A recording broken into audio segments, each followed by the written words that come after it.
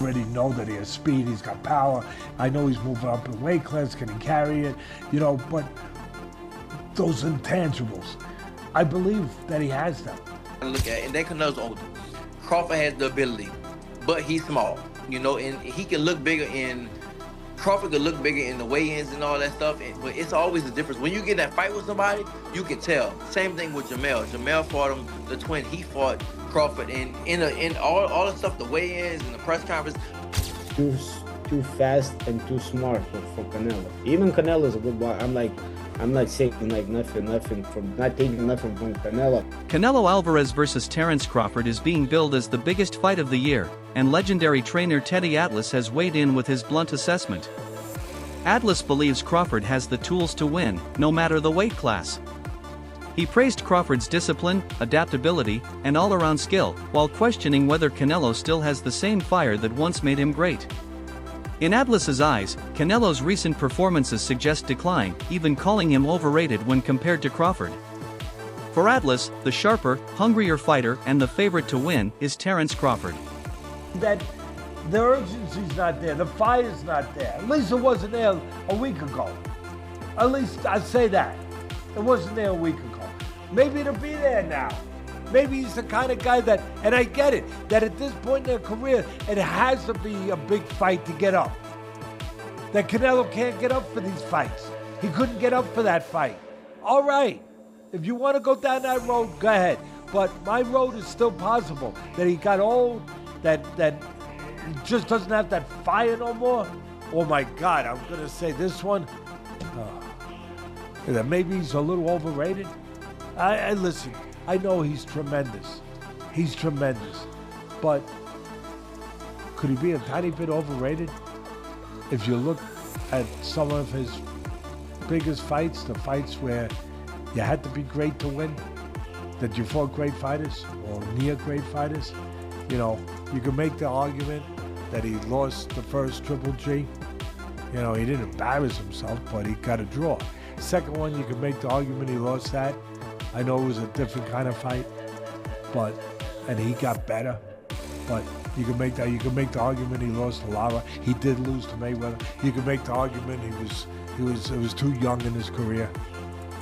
Maybe, although it wasn't that young. He turned pro when he was 15 or 16. Jasmine Machine Kavaliauskas, who once shared the ring with Crawford, also sees the fight tilting in Crawford's favor.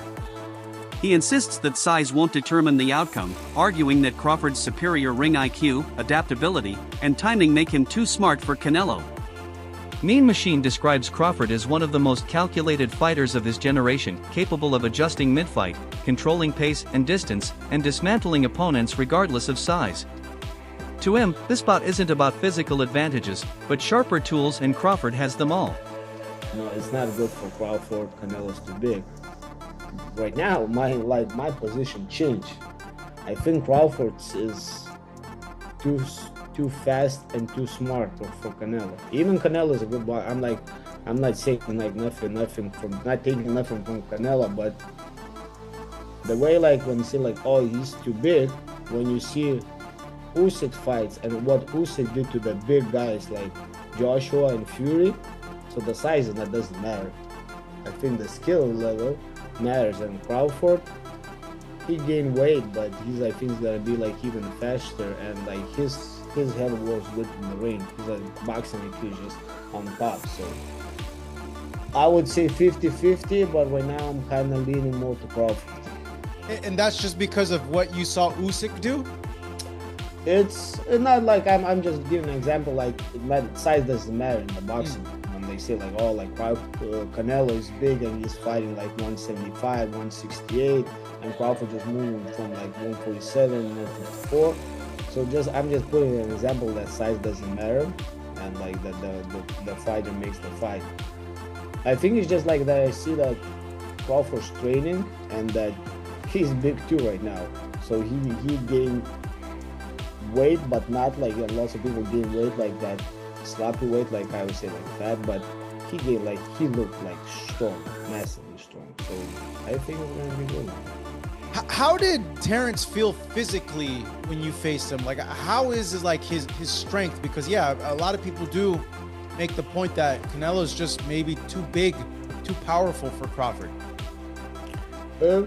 Crawford, I wouldn't say like his punches was like super strong, but his timing and accuracy is what makes difference. Drawing comparisons to history, Mean Machine likens Crawford's chances to Floyd Mayweather's 2013 schooling of a younger, less experienced Canelo. Just like Mayweather, Crawford could use speed, movement, and precision counterpunching to frustrate Alvarez and neutralize his weapons. Still, Mean Machine acknowledges a key difference: today's Canelo is far more seasoned. Since the Mayweather fight, he has faced elite opposition, refined his style, and developed patience that could prove pivotal against a technician like Crawford. They throw hard, but they just throw. And he throws like his calculation for the punches and like timing and aiming to the right spots is just like on another level. Do you think that's going to be the thing that complicates the fight the most for Canelo? I think so, yeah. And like, yeah, we can go back a little bit to Mayweather Canelo, and Canelo was young and like Mayweather smart, but it can be like familiar fight like that. Even Canelo right now have more experience, and Crawford is still on his prime. So yeah, really. From just your experience, you knowing boxing, like how do you think the fight will play out? Do you think it'll be a slow fight? Do you think it'll be tactical? Like, do you think Crawford? I think it's gonna start a little bit slowly. They're gonna be careful with each other just to kind of like measure each other and see where they at. And like they're like that's why like they're like champs and they're like great ones. They just don't go like crazy like from the first round. Former world champion Regis Prograis offers a contrasting perspective. He doubts Crawford's punching power will trouble a granite-chinned, naturally bigger fighter like Canelo. Prograis points out that Canelo has withstood blows from some of the hardest-hitting boxers in higher divisions without breaking. Still, he doesn't completely count Crawford out. While skeptical of Crawford's power, Prograis acknowledges his world-class technique, stance-switching ability, and flawless game planning, qualities that make him dangerous even against someone as formidable as Canelo. I think that Crawford has the ability to outbox Canelo. You gotta look at it, and then Canelo's older. Crawford has the ability, but he's small, and he can look bigger in. Crawford could look bigger in the weigh-ins and all that stuff, but it's always a difference. When you get that fight with somebody, you can tell. Same thing with Jamel. Jamel fought him, the twin. He fought Crawford, and in all the stuff, the weigh-ins and the press conference, Jamel looked like the bigger man. His head, his neck, everything looked bigger. But when they got in the fight, you can tell. You can see who really was the bigger man. And I think that's the same thing. Crawford is putting on weight, but it's not weight. Like Canelo had the weight already. He doesn't have to put on muscle. He doesn't have to do that. He's already big like that. But I think that Crawford does have the style. He does have the style to beat him. If you look at the people that beat him or gave him trouble, Erislandy, Lara, Austin Trout, Floyd, and Bivol. They gave him trouble and stuff like that. And Skull moves around a little bit too. So I think that Crawford has that, but I don't know how Crawford is gonna respond when he gets hit. Same thing with Jamel. Jamel was undisputed at 154, and Canelo hit him and shit. Jamel was like, hell no. Jamel took a knee. So it's a big difference. And Crawford had that one fight at 154, and he didn't, Madrimov would touch him up a little bit. And this is nowhere close to Madrimov. You talk about Canelo. Now, if it was just another bigger guy, I would go with Crawford. But you talk about this might be, people might kill me for it, but well, not really, but this might be the best Mexican fighter ever. One of them, at least, right? Jose Vargas Jr., who has sparred with Crawford, echoes Prograis' doubts. Having felt Crawford's shots firsthand, Vargas admits they are sharp and precise but not heavy-handed enough to truly hurt a fighter of Canelo's size and durability. He notes that Alvarez has absorbed the power of much larger men, casting doubt on Crawford's ability to deter him. Still, Vargas stresses that power isn't everything. With timing, accuracy, and consistency, even the toughest fighters can be broken down. Yet in his eyes, Crawford may lack the physical punch to stop Canelo from pressing forward relentlessly. Gonna be done in camp. All we're doing is putting the final touches. I've been sparring Ron Ellis. This guy is a dog, bro. He's been getting me ready. He's been Canelo's sparring partner. Shout out to my guy Ron, man. He comes, tries to knock me out every single sparring. This guy fights at 68. Big dude, goes southpaw, and hits hard. So I know he fought Benavidez, so you know, he's a veteran, and he's doing veteran tactics in there where he's not letting me rest in the clinch.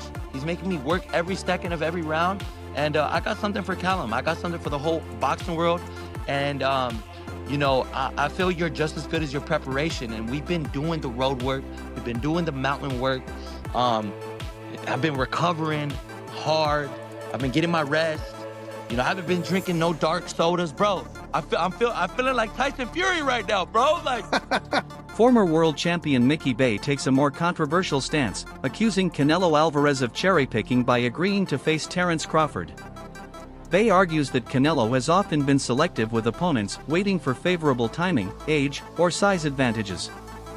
In this case, he believes Alvarez saw Crawford as a naturally smaller man moving up in weight, making the matchup physically advantageous for him.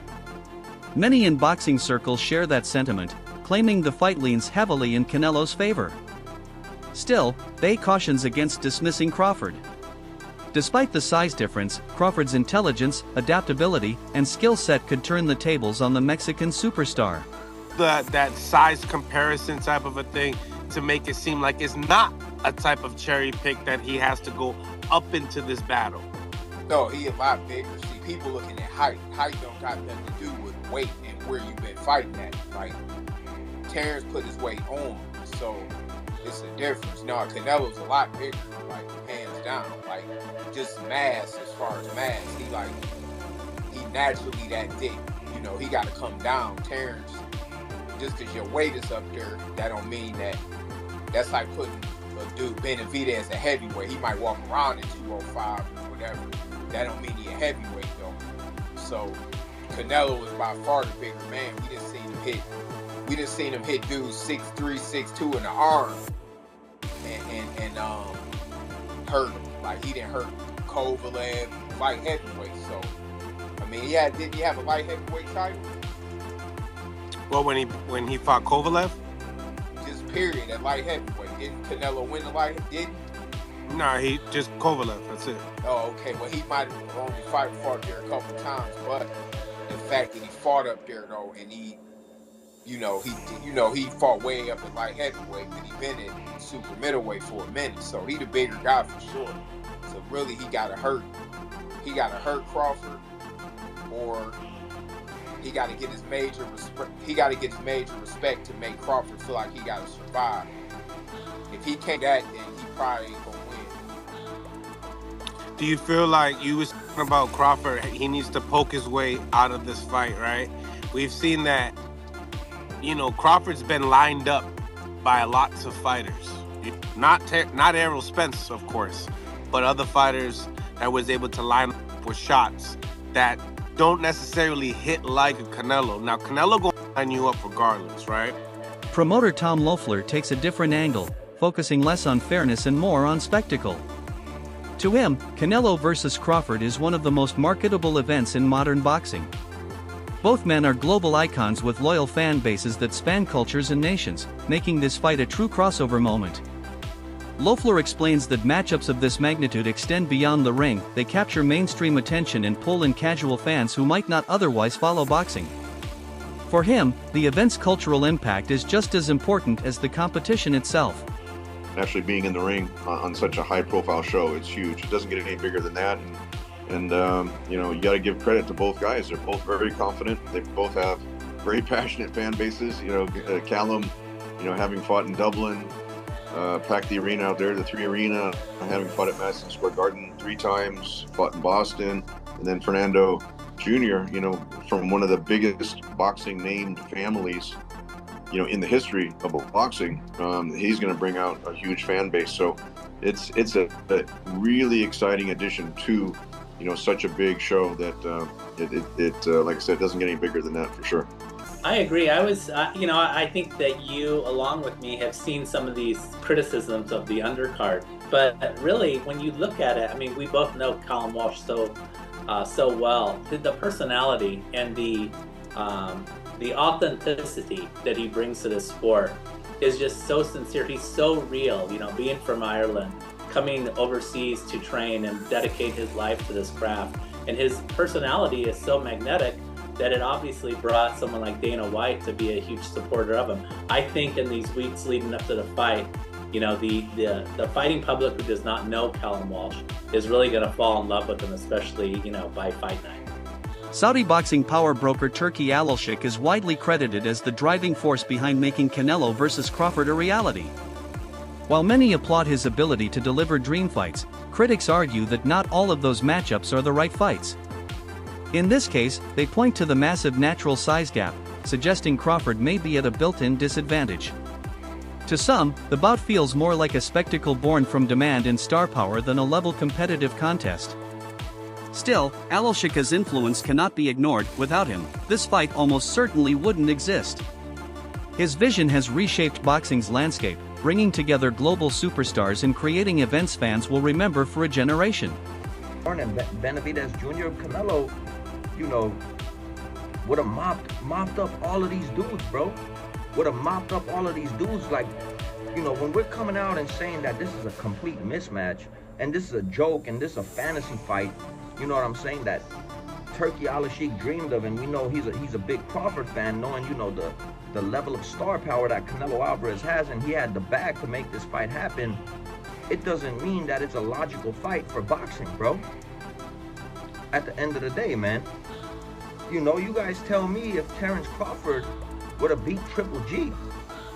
Tell me if he would have beat Billy Joe Saunders. Tell me if he could beat Bivol, even though, yeah, Canelo didn't beat Bivol, but tell me if he could have beat a Sergey Kovalev. And the other loss Canelo has to Mayweather, man. Crawford, you know, nobody in the world I felt could have beat Mayweather in the height of his career, bro. Tell me if Crawford, bro, would have just flat out went in there and beat a guy like Miguel Cotto, Daniel Jacobs. You know what I'm saying, bro? Like, it's the level of competition that Canelo faced, man. And these dudes that he went in there to beat. You know, Terence Crawford is nowhere, you know, has fought nowhere near the level of competition that Canelo Alvarez has fought. And I've had some comments talking about, you know, you talk about we're going off of our emotions and you're going off of your emotions. You're not giving no facts, bro. Like, this is all facts right here, bro. The fact of the matter is, bro, Canelo Alvarez has fought at light heavyweight. The fact of the matter is, Terence Crawford has only fought once at 154 pounds. And the fact of the matter is, he was getting touched up by those right hands all night, bro. By Majumov. That's the fact, bro. The biggest, most dominating fight he ever had was against Errol Spence. Trainer Dave Coldwell has long admired Terence Crawford's versatility, and he believes it will be crucial against Alvarez. Crawford's ability to switch seamlessly between orthodox and southpaw allows him to create angles, disrupt rhythm, and keep opponents off balance. Coldwell also emphasizes Crawford's footwork, which lets him glide in and out of range while avoiding traps in the corners. Against Canelo, who excels at cutting off the ring, this mobility may be the deciding factor. Coldwell insists the fight won't come down to raw power, but to discipline, ring IQ, and movement. If Crawford can stay elusive and dictate the distance, Coldwell sees a real path to victory. From when the fight got made, I've always fancied Crawford. I just think he's different. I think there's something about him. I think if you add what Crawford's good at, his brain, he can switch, he's very good as a southpaw. His judgment of distance is fantastic, his punch picking is fantastic, he's got good legs. When you add what, and he can pop. I mean, listen, I'm not saying he's got the power to hurt Canelo, but he might have the power to surprise Canelo a little bit and just sting him and just. But when you look at what Crawford does well, and then I look at this version of Canelo, as Canelo's got on, his punch rate's gone down. That wraps up today's breakdown. Stay tuned for more coverage as the fight draws closer.